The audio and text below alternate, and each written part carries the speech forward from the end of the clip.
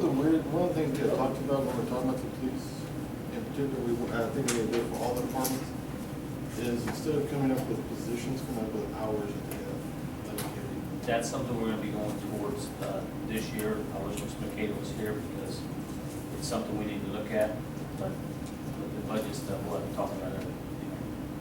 But it's gonna be figured in the same way. And it'll require a lot of management. From a budget side, when y'all get to that point, y'all want to talk about it. Before I came in and started doing the budget 12 years ago, everything was hourly with overtime, and it was. I'm not talking about on pay. I'm talking about on budgeting, like instead of saying we have 3 full-time employees, saying we have 6,000 hours. And then he can manage it. He wants to have 1 full-time and 2 Talking about for part-time. the police department? I'm using that as an example, but for all of them.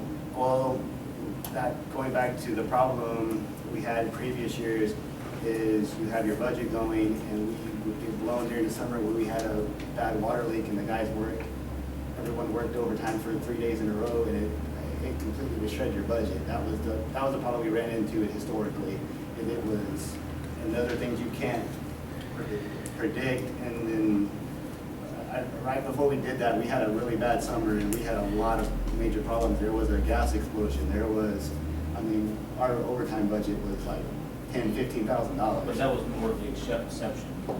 You can't project it, but you can't project it, but same thing when we go back to the water rates, is you want to hedge your bets as much as possible. Constantly have somebody coming in when there's nobody working on. Yeah, you can have a car wreck right 15 minutes before your shift's over and you're just got 2 hours. Yeah, exactly. What I was saying was more on, Hopefully when they haven't, never have that again, but like in RJ shoes, all of us work for 10 hours or more.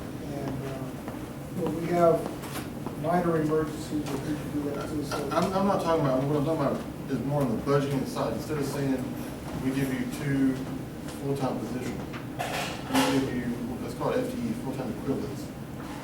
So and Buck could do the same thing in his department. Instead of hiring 1 full-timer, he could hire 2 part-timers. But we have budgeted only for a full-timer, so they can't hire 2 part-timers.